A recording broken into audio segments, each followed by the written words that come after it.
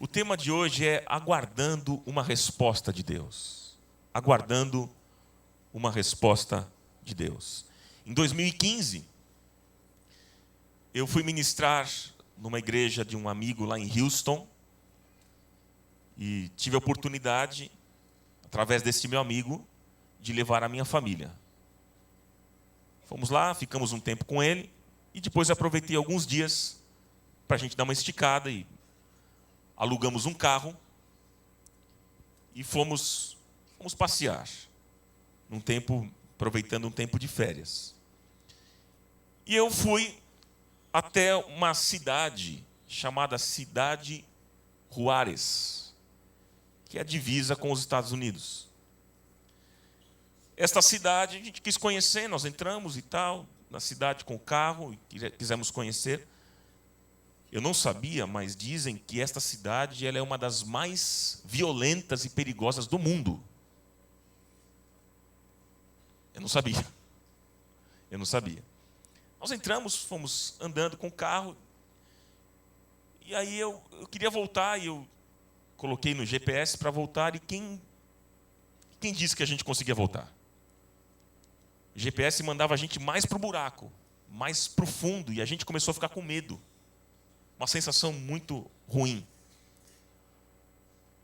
Muita pobreza, muita miséria no lugar que nós passamos, né? Gente com olhares estranhos assim para nós. Imagina eu, então, desse jeito aqui, né? Quase não chama atenção, né, gente? Essa barba ruiva ainda. Então, atraía olhares e tal, e aquilo estava incomodando a gente, nós começamos a ficar um pouco assim, angustiados e desesperados, porque a gente não encontrava o caminho de volta. O GPS empurrava a gente mais para o meio do perigo. E aí eu falei, Senhor, tem misericórdia, ajuda a gente. Começou já final de tarde, escurecendo, e eu falei, meu Deus, como é que eu vou sair daqui, um buraco desse? E eu, enfim, entrei numa rua e acabei conseguindo sair daquela situação. Me arrependi de ter feito o que fiz. Mas eu fiquei pensando, sabe, queridos, quantas vezes na vida nós nos sentimos assim, nos sentimos perdidos e sem rumo diante de uma situação. Ficamos com medo. Isso já aconteceu com você? Sim ou não? Qual é a sensação que você teve? Como é que você ficou?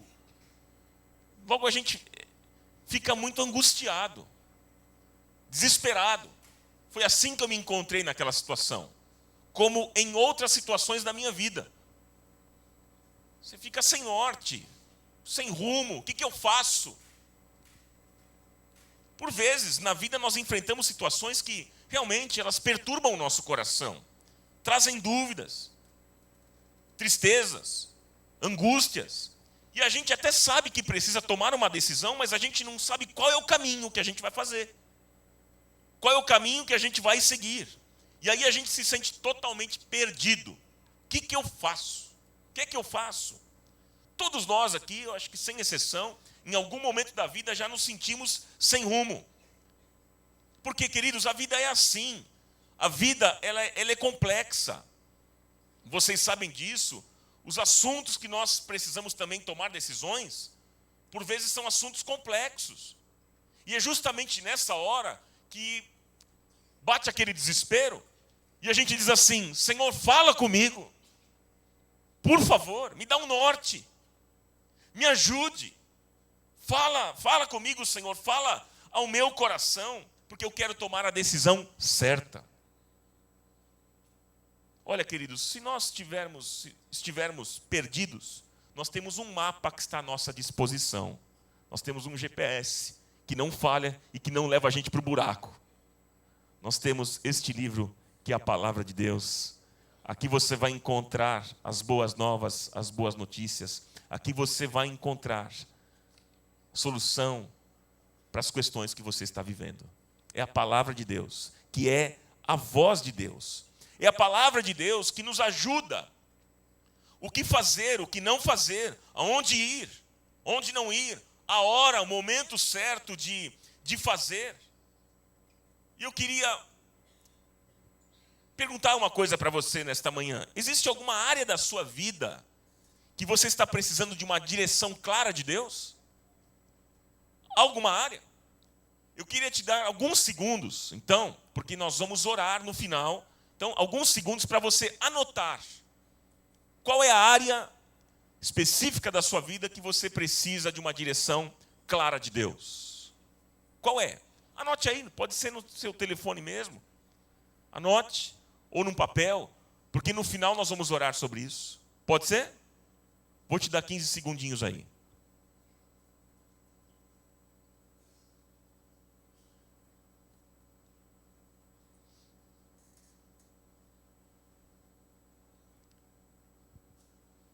Isso, anote mesmo, porque no final a gente vai orar.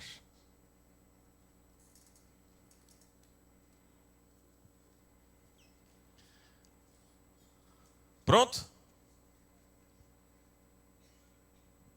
Então vamos pensar aqui em cima do texto, irmãos. Vamos olhar para o texto. Qual é a realidade aqui? Qual é o contexto? O profeta Abacuque, ele profetizou para o reino de Judá. Este povo aqui estava se afastando de Deus. A injustiça estava cada vez mais crescendo. Os pobres cada vez mais sendo oprimidos. A iniquidade crescendo. O pecado aumentando. E o povo estava sendo oprimido pelas autoridades. Então, o livro de Abacuque é um clamor a Deus. O profeta aqui, irmãos, estava angustiado, triste, abatido, como muitas vezes nós ficamos. E nesse momento ele pede uma direção de Deus, porque ele não sabia o que fazer.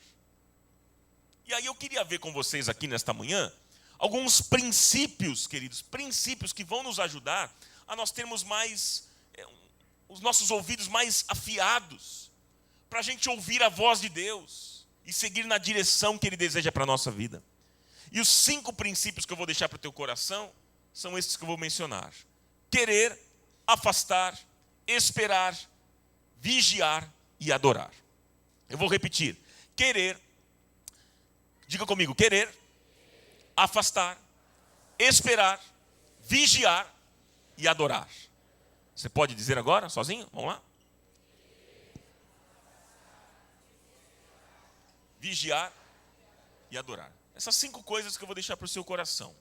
5 princípios. Primeiro princípio: querer.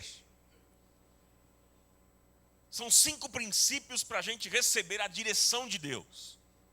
Primeiro princípio é o querer. Nós precisamos, se você quer realmente, se você deseja receber uma direção de Deus, esse é o primeiro passo.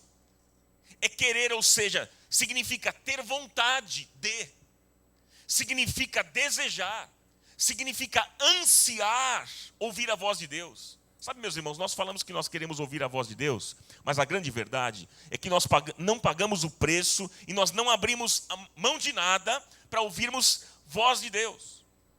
E Abacuque desejava ouvir o Senhor, e ele dizia aqui no texto: eu vou para a torre de vigia, porque eu preciso da direção de Deus, é para lá que eu vou, para a torre de vigia. E eu pergunto a você, meu irmão, o que é que você está fazendo para dizer a Deus que você realmente deseja ouvi-lo? Quais são as atitudes que você tem que dizem que você realmente deseja ouvir a voz de Deus? Porque, meus irmãos, nós nunca vamos conseguir ouvir a voz de Deus se no nosso coração não brotar primeiro um desejo ardente de ouvir a voz de Deus. Tem que ter o desejo ardente. Por isso que a nossa oração nesta manhã é: Senhor, fala comigo. Senhor, fala comigo. Quantos querem que o Senhor fale aqui nesta manhã? Então mantenha suas mãos levantadas e diga: Senhor, fala comigo.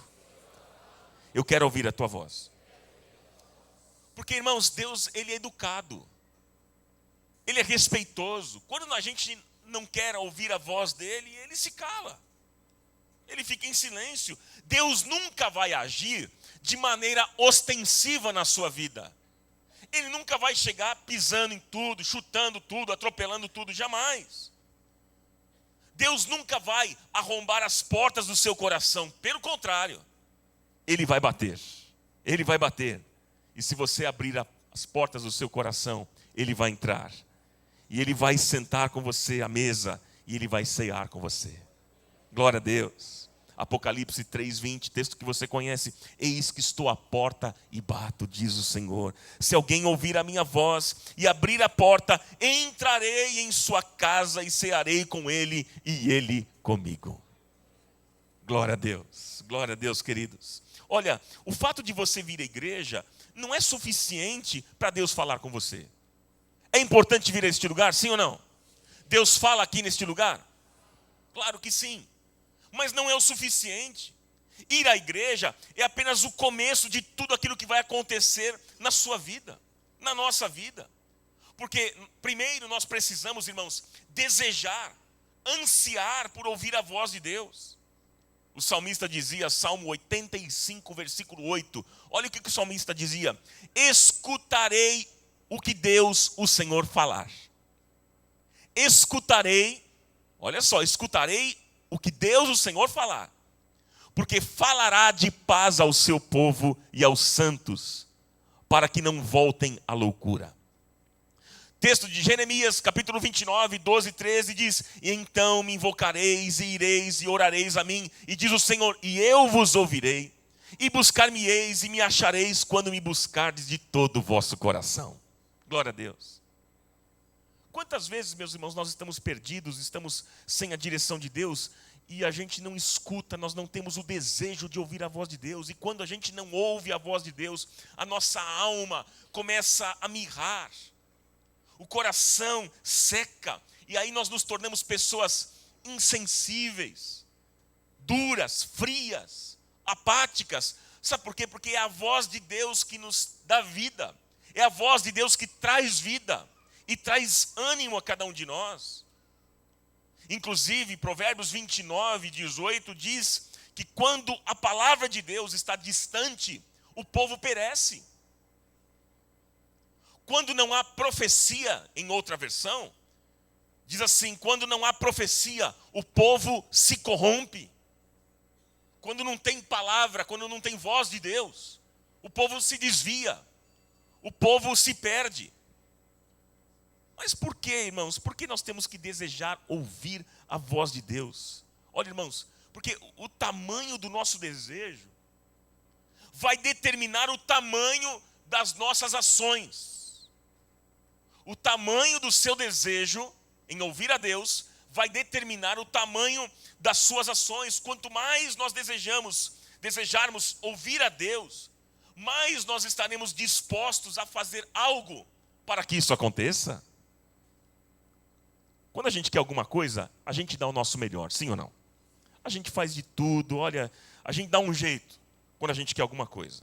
Essa é uma grande verdade, nós nos empenhamos, nós gastamos o nosso tempo, nós gastamos as nossas forças, as nossas energias, gastamos, enfim, os recursos. Nós nos empenhamos para alcançar aquilo que nós desejamos. E quando desejamos ouvir a voz de Deus, nós fazemos de tudo.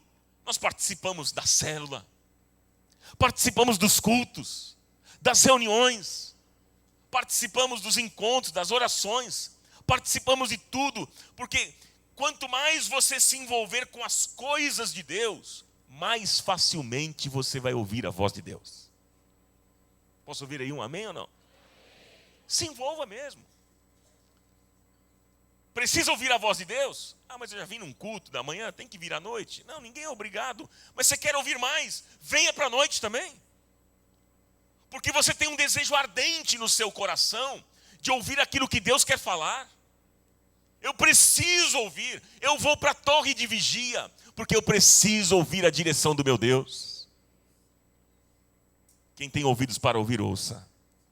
Ouça. Quanto mais você se envolver com as coisas de Deus, com pessoas que amam a Deus, mais facilmente você vai ouvir a voz de Deus. Deus está falando, queridos, Deus está falando. Amém? O segundo princípio é afastar. Qual é o primeiro, irmãos? É o querer. O segundo é afastar. Veja que quando o profeta declarou aqui, ele disse, ficarei na minha torre de vigia. Ele estava querendo dizer aqui, queridos, que ele iria se afastar. Vou ficar na torre de vigia, ou seja, eu vou me afastar, eu vou me isolar para um lugar calmo, para um lugar tranquilo, porque eu quero ouvir a Deus. Sabe que nós temos perdido o silêncio que nós precisamos ter, né, irmãos? Inclusive, tem muita gente que pensa que muito barulho significa muita bênção. Tem que ter muito barulho. Tem que gritar bastante. Todo mundo tem que falar. Todo mundo tem que fazer. Tem que gritar. Isso que é bênção. Isso que é unção. Tem gente que confunde, né? Essas coisas com unção, barulho com unção, barulho com bênção. Inclusive, essa tem sido a concepção popular, né, de igreja nos dias de hoje. Infelizmente, parece, sabe o que, queridos? Que nós lutamos contra o silêncio. Parece que nós não queremos reflexão.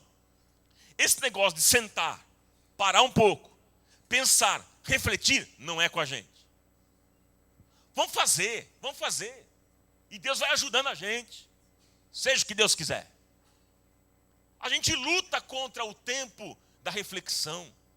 A gente luta contra o silêncio. Olha só, gente, nós temos dificuldades, às vezes, de pararmos para um tempo devocional. Sabe por quê? Porque a gente não suporta o silêncio.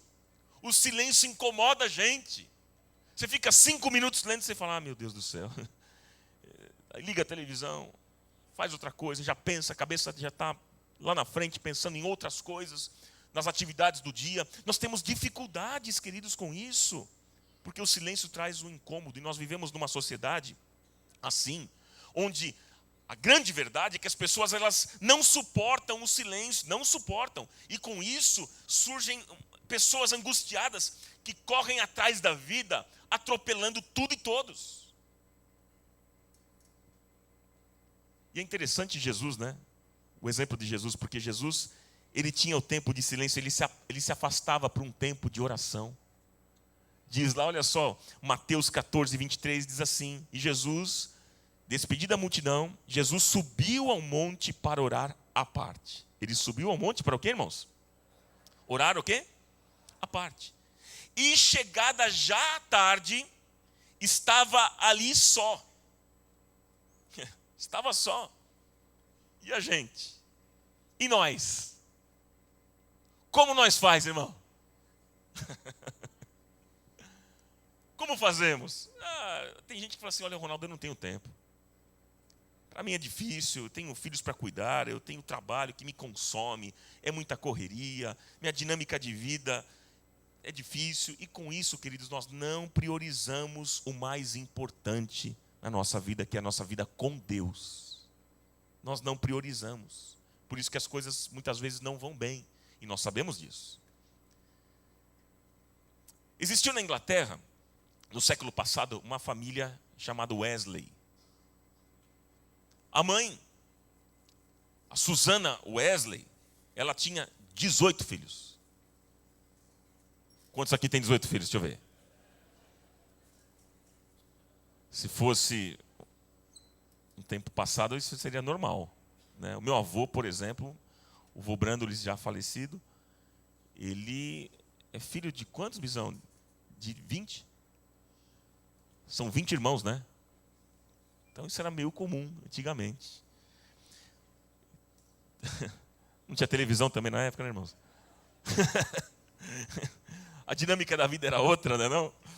Mas esta mulher, a Susana Wesley, ela tinha 18 filhos. E 2 filhos dos 18, 2 filhos mudaram a história do cristianismo no mundo. Quem são?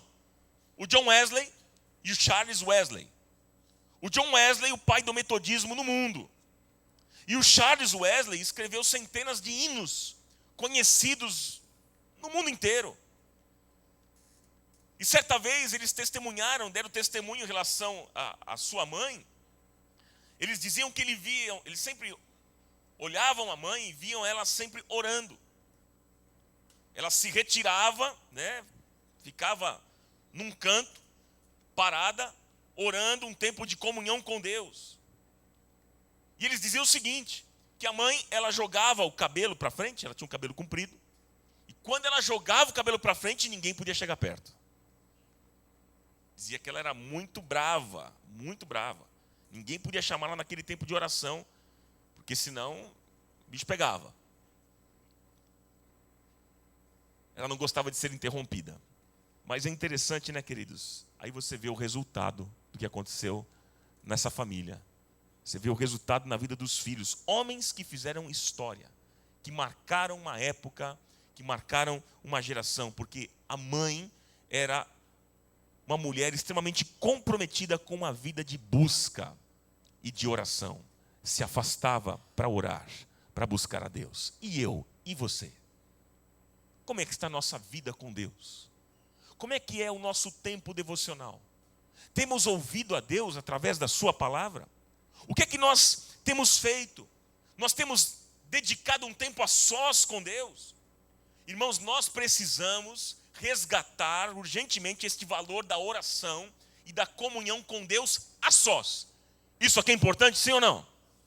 Claro, é muito bom buscarmos a Deus em comunidade, juntos. Mas nós precisamos também resgatar esta importância do tempo a sós com Deus, porque Ele quer falar conosco. Disse Jesus, Mateus 6,33, mas tu, quando orares, entra no teu aposento, fechando a tua porta, ora ao teu Pai que está em secreto, e teu Pai que vem em secreto te recompensará. Aleluia! Glória a Deus! Há um outro princípio que eu quero apontar, o terceiro princípio. Você lembra do primeiro ou não? Querer, segundo, afastar. Terceiro, esperar. Ir para a torre de vigia. O que significava isso? Ir para a torre de vigia significava espera. Significava esperar. Geralmente a pessoa demorava alguns dias para voltar. Queridos, nós precisamos aprender a esperar. É difícil, não é?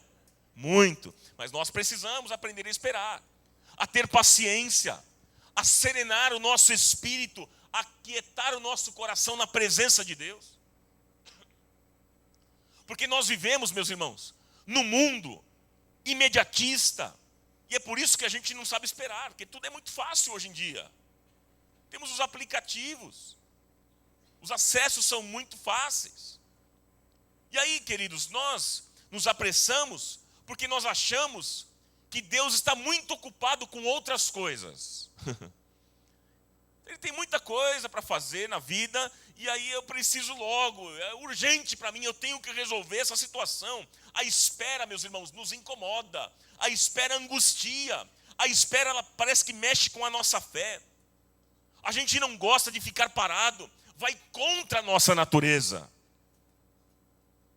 Mas o que fazer nesse tempo de espera, hein? O que a gente tem que fazer? 3 coisas. Primeiro, Salmo 46, 10. Primeiro, diz lá o texto: aquietai-vos e sabei que eu sou Deus. Vamos repetir juntos? Aquietai-vos. Diz o Senhor, aquietai-vos. Primeira coisa, devemos nos aquietar e relaxar. Primeiro o que, irmãos? Relaxar. Porque Deus tem o tempo certo para todas as coisas. Ele sabe o tempo certo, o modo certo de agir. Quando nós esperamos, nós estamos dizendo para Deus que nós confiamos nele. Confiamos que Ele tem o melhor para a nossa vida. E que tudo está debaixo do controle do Senhor. O que fazer no tempo de espera? A segunda coisa, Salmo 62, versículo 5. Olha o que diz. Somente em Deus, ó minha alma, espera silenciosa, porque dele vem a minha esperança. Então nós devemos ter paciência para esperar. Devemos ter paciência para esperar. Olha, gente, existem 2 forças. Veja bem. Existem 2 forças antagônicas. A ansiedade e o desânimo. Ansiedade e desânimo. A ansiedade, ela é acelerada demais. Corre demais. O desânimo é lento demais. A ansiedade, ela te leva à precipitação. E é um perigo. O excesso de ansiedade te leva a uma precipitação e ter atitudes impensadas. E o desânimo, o que faz do outro lado? Te leva a jogar a toalha. Abrir mão de tudo, entregar tudo. E a paciência? Como fica? A paciência, justamente aí, você vê de um lado a ansiedade e o desânimo. A paciência, ela trabalha no controle da ansiedade e do desânimo e ela traz um equilíbrio emocional. Por isso a importância de você ter paciência para esperar. O que fazer no tempo de espera? Terceiro, olha lá. É o outro Salmo 40, versículo 1. O salmista diz: esperei confiantemente pelo Senhor e Ele se inclinou para mim e me ouviu quando clamei por socorro. Nós devemos esperar com confiança. Devemos o quê, meus irmãos? Esperar com confiança, que significa esperar com certeza, com expectativa, na verdade, na certeza de que Deus vai responder. Espere com essa expectativa. Deus vai responder. Isso é fé, irmãos. Hebreus 11:1, texto que você conhece. Ora, a fé é a certeza das coisas que se esperam, a convicção de fatos que se não veem. Isso é fé. Então esse é o terceiro princípio. Quarto princípio para a gente ver nesta manhã é o vigiar. Vigiar, vigiar. Que significa o quê? Significa estar atento. Significa observar os fatos. Esteja ligado. Fique atento, preste atenção. Considere os fatos, observe os fatos. Sabe por quê, queridos? Olha, às vezes Deus já nos respondeu, mas ainda nós não estamos enxergando. Deus já respondeu. Tem muita gente aqui que está aqui nesta manhã que Deus já respondeu. E você está lutando. Você está querendo saber, Deus fala comigo, Deus já está dizendo para você, eu já falei. Você está ansioso demais, você não está enxergando. Por vezes Deus já está falando, mas nós não estamos com os nossos ouvidos atentos. Diz lá o livro de Jó, capítulo 33, versículo 14. Deus fala de um modo, sim, de dois modos, mas o homem não atenta para isso. O homem não atenta para isso. Por isso que a nossa oração nesta manhã é: Senhor, abre os meus ouvidos, para que eu possa ouvir a Tua voz. Desvenda os meus olhos, para que eu possa contemplar as maravilhas da Tua lei. Sabe, queridos, muitas vezes Deus fala conosco através de uma mensagem. Deus fala conosco através de uma oração. Deus fala conosco através de um conselho, trazendo respostas para a nossa vida. Mas por causa da nossa ansiedade, tudo passa despercebido. Estamos ansiosos. Gente, a ansiedade cega. Cega a gente. Deus sempre está falando, mas por causa da nossa ansiedade exagerada, a gente não consegue prestar atenção nos fatos. A gente não consegue dar ouvidos àquilo que Deus está falando. Eu lembro de uma situação que aconteceu comigo já anos atrás, em casa, quando uma coisa simples. Eu deixei o óculos, quando eu cheguei em casa, eu deixei meu óculos em cima da mesa. E depois fui fazer outras coisas, tomar banho e tal, dormir. Quando eu acordei, eu não enxerguei o óculos em cima da mesa. Estava lá. Aí você vai falar, mas claro, você estava sem óculos, como é que você ia enxergar? Não, mas daí eu consigo enxergar. Meu grau não é tão forte assim. Mas eu lembro que eu comecei a procurar o óculos. Cadê meu óculos? E passava na sala e não via, estava lá. Já aconteceu isso com você? Quantos aqui já tiveram uma experiência parecida? É ou não é? Olha lá. E eu fiquei lá relutando, e cadê meu óculos? Fui para o banheiro, olhei embaixo da pia, embaixo da cama, e procurando em todos os cômodos lá do apartamento, e nada. Falei, meu Deus, cadê meu óculos? Agora bagunçou a vida. E aí, quando eu parei, eu sentei ali no sofá, quando dei aquele tempo de espera, aí me veio, puxa, está em cima da mesa. Quando eu olhei, estava do meu lado. Mas a ansiedade da gente, essa ansiedade exagerada, cega a gente. A gente não consegue enxergar nada, queridos. E tem outra também, né? Às vezes nós temos uma dificuldade enorme em aceitar a direção de Deus para a nossa vida. Nós temos essa dificuldade, queridos. Temos a dificuldade de entender e aceitar a vontade de Deus para a nossa vida. Agora, nós precisamos crer nesta manhã que tudo aquilo que Deus faz visa o bem. Tudo que Deus faz visa o nosso bem. Mesmo que a gente não compreenda, mesmo que a gente não entenda, porque a vontade de Deus para a nossa vida é sempre boa, perfeita e agradável. Glória a Deus. Sempre vai ser assim. Mesmo que você não entenda e não compreenda, por vezes Deus vai dizer sim. Por vezes Deus vai dizer espera. Mas por vezes Deus vai dizer não. Não. Porque nem sempre Deus responde, queridos, da forma que a gente quer, que a gente deseja. Tem gente até que pensa o seguinte: é bom nem ficar orando em relação a essa situação, porque vai que Deus responde. É bom nem orar pelo seguinte, porque tem gente que olha para Deus como um estraga-prazer. Não, Deus vai atrapalhar se ele entrar. Time que está ganhando não se mexe. Está tudo legal, está redondinho aqui minha vida. Não vou falar com Deus, não vou pedir porque dá de que ele entre na história e estrague tudo. Tem gente que pensa que Deus é do contra, né?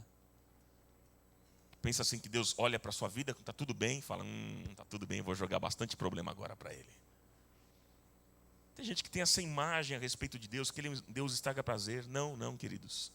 Mas quando Deus diz um não para nós, é porque Ele tem o melhor para a nossa vida. É porque a Bíblia diz que todas as coisas contribuem para o bem daqueles que amam a Deus, daqueles que são chamados segundo o seu propósito. Você sabe que na vida do cristão não tem esse papo de sorte e azar. Ah, o irmão teve sorte, o irmão teve azar. Não, não, na vida do cristão tem propósito de Deus. Porque todas as coisas, sejam elas boas ou ruins, todas as coisas contribuem para o bem daqueles que amam a Deus. Tudo contribui para o seu bem. Glória a Deus, queridos. Você está se relacionando, não é com um ídolo, você está se relacionando com o Pai. Com o Pai que te ama tanto e que te trata como filho. Você é filho amado de Deus. Como é bom saber disso, né? Ele deseja o nosso bem. Os pensamentos que Deus tem a nosso respeito são pensamentos de paz, são pensamentos bons e não de mal. Porque o futuro que Deus deseja dar a você é um futuro de paz, futuro de alegria, um futuro vitorioso. Glória a Deus por servirmos um Pai bondoso assim. Amém, queridos? E por último, princípio, adorar. O último é adorar. O profeta agora, no versículo 2, ele diz lá, do capítulo 2, o Senhor me respondeu. Olha só, no versículo 1 ele diz, ficarei no meu posto de sentinela e tomarei posição sobre a muralha. Aguardarei para ver o que o Senhor me dirá e que resposta terei à minha queixa. Aí no versículo 2, então o Senhor me respondeu. Vamos repetir isso? Então o Senhor me respondeu. Olha, eu quero te dar uma boa notícia. Que todos os pedidos e dúvidas Deus vai responder. Mesmo que você não goste. Não entenda. Incomode você.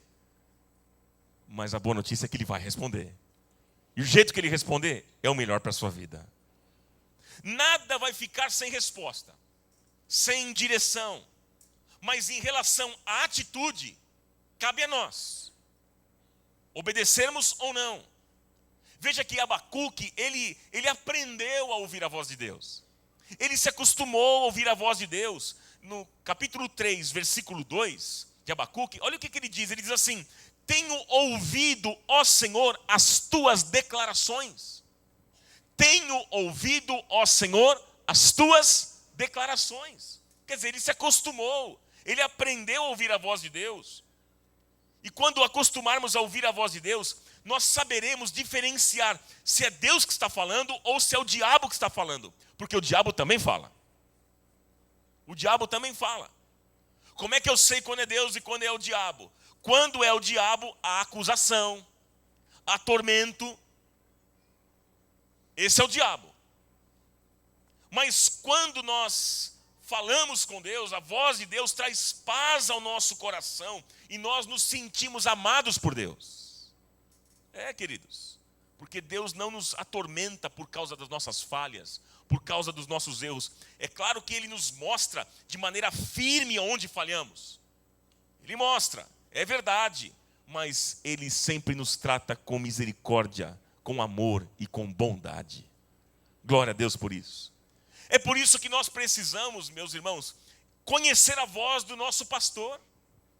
Conhecer a voz de Deus, conhecer a voz do pastor. Jesus disse lá em João 10, versículo 11, eu sou o bom pastor dá a vida pelas ovelhas. Eu sou o bom pastor, conheço as minhas ovelhas e elas me conhecem a mim. As minhas ovelhas ouvem a minha voz, eu as conheço e elas me seguem.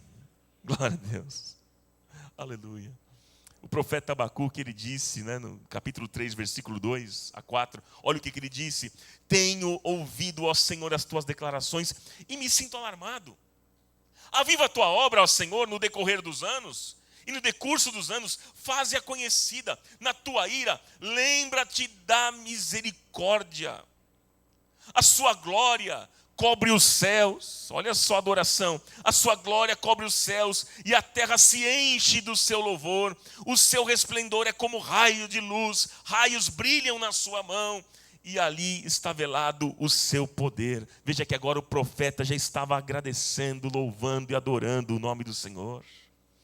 Irmãos, nós precisamos aprender a adorar a Deus por aquilo que Ele é, por tudo aquilo que Ele tem realizado, por tudo aquilo que Ele tem feito, pelas tantas vezes que Ele nos ajudou, nos orientou. Queridos, quando nós somos ingratos, nunca temos adoração saindo dos nossos lábios, porque a ingratidão é o contrário da adoração. A ingratidão é o que, irmãos? É o contrário da adoração. Portanto, mude o seu vocabulário, troque as suas palavras de ingratidão por palavras de gratidão. Tire a murmuração e tenha nos seus lábios palavras de louvor, de exaltação ao Senhor. Amém, queridos? O salmista dizia, Salmo 45, são muitas, Senhor Deus meu, as maravilhas que tens operado, e também os teus desígnios para conosco. Ninguém há que se possa igualar contigo. Eu quisera anunciá-los e deles falar, mas são mais do que se pode contar. Salmo 116, 12, que darei ao Senhor por todos os benefícios para comigo. Tomarei o cálice da salvação, invocarei o nome do Senhor, cumprirei os meus votos ao Senhor na presença de todo o seu povo. E eu encerro com o texto de Abacuque mesmo, no capítulo 3, versículo 17 e versículo 18, que diz assim: mesmo não florescendo a figueira e não havendo uvas nas videiras, mesmo falhando a safra de azeitonas, não havendo produção de alimento nas lavouras, nem ovelhas no curral, nem bois nos estábulos. E disse ele: ainda assim eu exultarei no Senhor e me alegrarei no Deus da minha salvação. Glória a Deus.